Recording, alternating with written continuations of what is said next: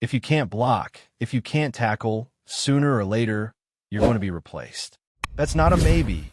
That's a guarantee in the National Football League. And for the Pittsburgh Steelers, that reality is knocking louder than ever after a bumpy start to the season that's exposed some uncomfortable truths about this roster.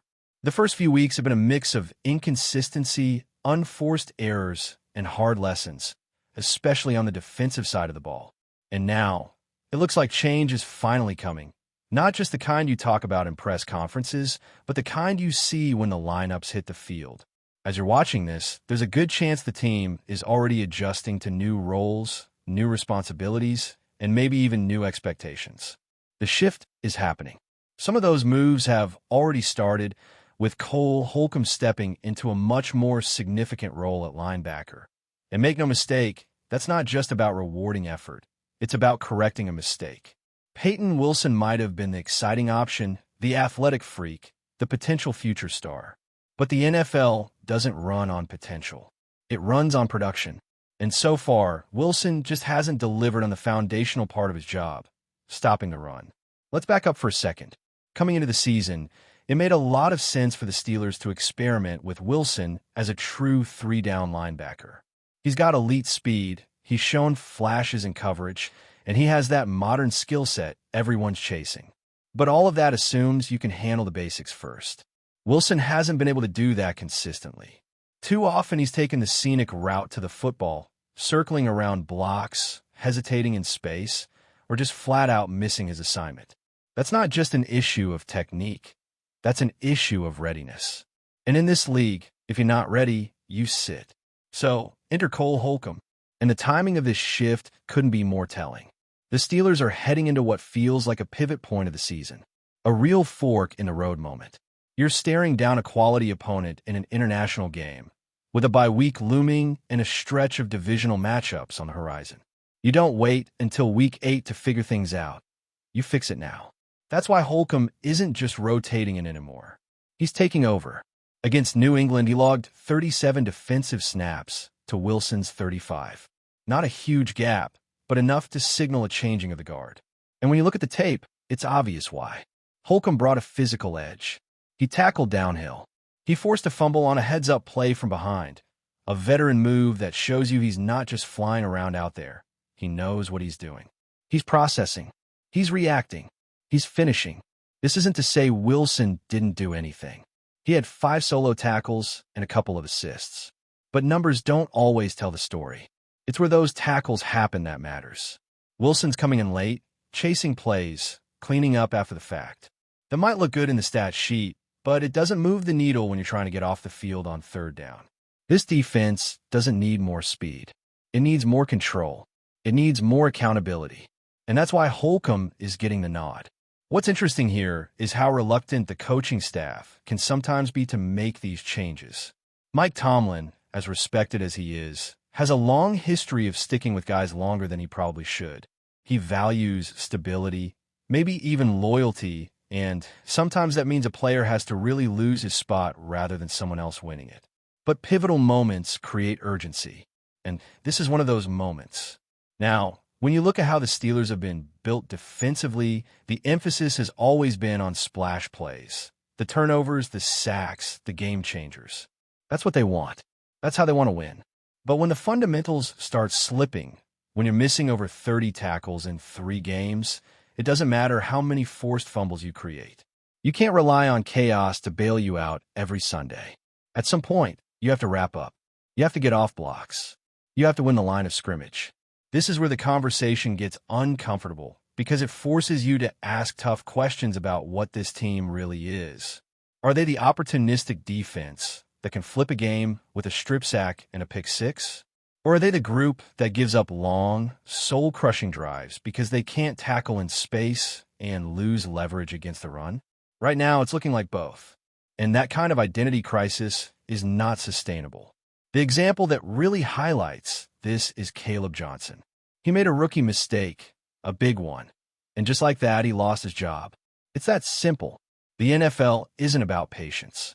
It's about performance. One slip, one bad angle, one miscue, and you're out. That's the level these players are being held to now. Because the early season patience is gone. The margin for error has vanished. It's put up or shut up time. Even special teams are feeling the ripple effects. You fumble a kickoff, you let the ball bounce, you mess up field position, and now your name's off the depth chart. That's how this works. Every rep is an audition. Every play is a chance to earn or lose trust. And it's becoming clear that the Steelers coaching staff, whether they wanted to or not, are finally starting to treat it that way. The tackling issue, in particular, has been under a microscope. There's been talk about whether the focus on creating splash plays, the strips, the punches, the ball hawking, is coming at the expense of basic fundamentals. And the answer is, yeah, it probably is. But that's the gamble. You chase turnovers, you live with missed tackles. Until you can't. Until those misses start costing you games. And then you've got to recalibrate. That recalibration is happening now. Holcomb isn't just getting a few extra snaps. He's being given a real role, a real responsibility. And from here on out, it looks like Wilson's going to be the one playing from behind, literally and figuratively. That doesn't mean his career is over. Far from it. He's young, he's explosive, and he's got time to figure it out. But he's no longer the present. Not in this defense. Not in this moment. This is the cold math of football. Production wins. Potential waits. You show up, you execute, you keep your job. You hesitate, you miss your assignment, you're out. The same goes for everyone on this roster. And that's why, for all the flash and energy and pageantry around the international game in Dublin, this weekend is about much more than a novelty. It's a test of discipline, of decision-making, and of whether this team can correct course before the season slips into something worse than just a slow start. Because the slow start isn't just about the scoreboard. It's about how the team looks. Disjointed, sloppy, passive. That's not Steelers football. That's not the standard. And when you're not living up to that standard, the only way forward is change. Real change. On the field. In the depth chart. In the huddle. The deeper you go into a season, the harder it becomes to pretend. The tape doesn't lie, the numbers don't lie, and the body language of the players on the field definitely doesn't lie. And as much as the coaching staff might want to talk about process or trusting the system, at a certain point, you just have to respond to what's actually happening in real time. And what's happening with the Steelers is this. They're a team that has underperformed in some of the most basic areas of football, and now, finally, they're being forced to reckon with that. Take the defense, for example. For all the highlight reel plays and the forced turnovers, you can't ignore the fact that through 3 games, they've racked up 34 missed tackles. 34. That's not just a stat. That's a red flag waving in the wind. It's the kind of number that gets you beat against teams that know how to finish drives. It's the kind of number that tells you your fundamentals are cracked. And while there's a temptation to blame that on guys trying too hard to make the big play, to punch the ball out instead of wrapping up, the truth is more complicated. It's about discipline. It's about knowing when to take the risk and when to just do your job. You look at someone like Deshaun Elliott, a player who's made a name for himself with efficient tackling. He had a standout season last year by most metrics, but when I asked him about it in the offseason, he told me flat out it wasn't enough. Not because the numbers weren't good, but because it didn't generate splash. That was his word, splash. In his mind, efficiency is only part of the equation. In this system, you're expected to cause chaos. That's the trade-off, and it's a tough one. Because when you aim for chaos, sometimes you just get disorder. Missed tackles, blown assignments, free yardage. Now, Elliott hasn't been on the field much since going down in Week 1, but the expectation is that he'll be back this Sunday. And make no mistake, they need him. They need his steadiness, his angles, his experience. But he's not the only one who has to show up. This is going to have to be a collective shift. Because if you're a defender on this team right now, you've either been part of the problem or you're about to become part of the solution. There's no in-between. It's the same story on the offensive side of the ball, just flipped. If the defense is missing tackles, the offense is missing blocks. Simple as that. And again, this isn't about a lack of effort. It's about technique. It's about execution. It's about understanding that all the pre-snap motion and creative formations in the world don't mean anything if your linemen are getting blown off the ball or your tight ends can't seal the edge. The Steelers can't run the ball consistently right now. And when that happens, your entire identity falls apart. But the bigger issue is how slow the team has been to adjust.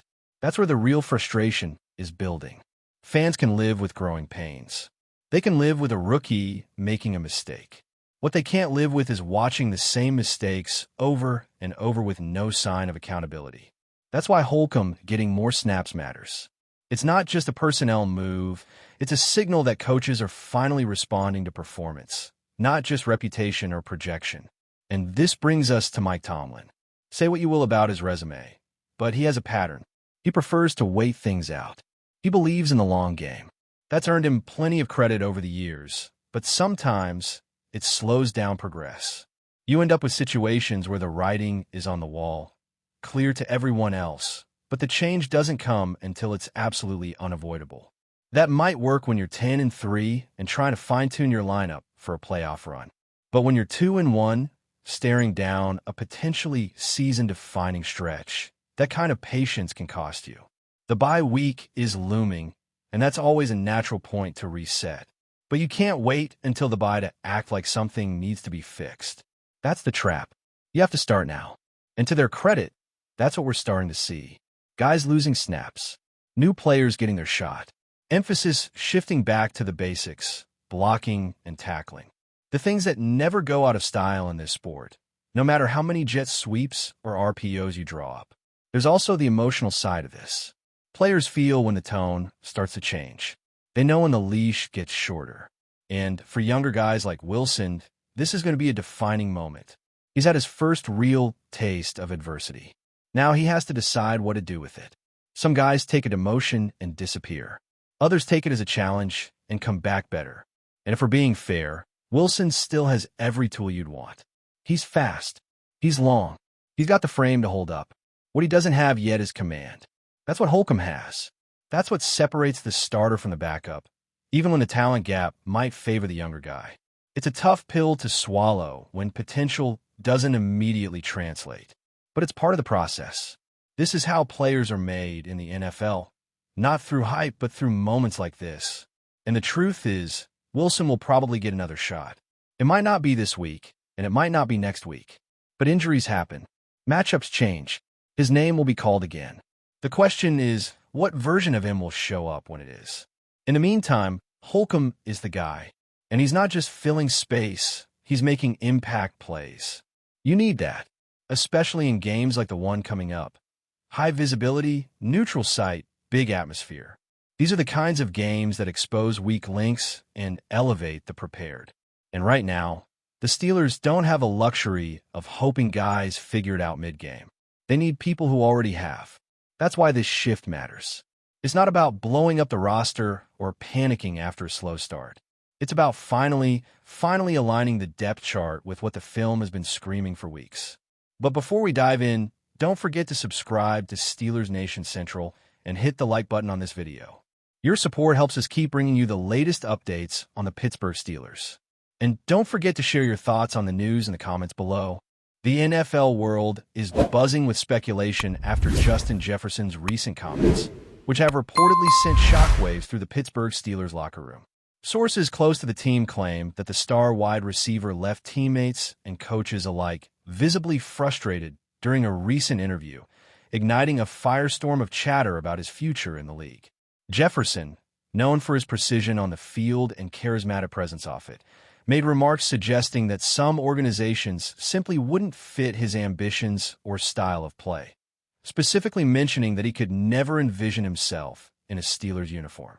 Insiders say that the statement, delivered with Jefferson's usual confidence, didn't sit well with Pittsburgh players who pride themselves on their storied franchise and passionate fan base. He just doesn't get it, one anonymous Steelers player reportedly told colleagues. There's a history here, a tradition. It's like he's dismissing everything we've built. While Jefferson didn't name any particular grievances, the timing of his words, coming just as teams are evaluating off-season moves, has fueled speculation that he may be considering a shift to a team that better matches his vision of the game. The remark has also set social media ablaze, with fans debating whether Jefferson's comments were playful banter, genuine insight into his career goals, or a subtle hint that he's angling for a landing spot in a market with more national spotlight. NFL analysts suggest that, if true, this could alter the Steelers' approach to future roster moves, as they weigh the optics of recruiting a player who openly dismisses the organization. While Jefferson has consistently demonstrated elite skill and an ability to change the dynamics of a game, his latest statements highlight a growing tension between player agency and team loyalty, a topic that has become increasingly common in the modern NFL. Whether this is merely a passing rumor or a signal of a major shakeup remains to be seen, but one thing is certain. The Steelers' locker room is not taking the slight lightly. And in a league where every word is scrutinized, Jefferson's offhand dismissal may have just created the latest off-field drama fans will be talking about for weeks. That's it for this update. If you enjoyed the video and want to keep receiving exclusive news about the Pittsburgh Steelers, make sure to subscribe to Steelers Nation Central and give this video a like. We always look forward to hearing your comments and opinions. See you in the next video.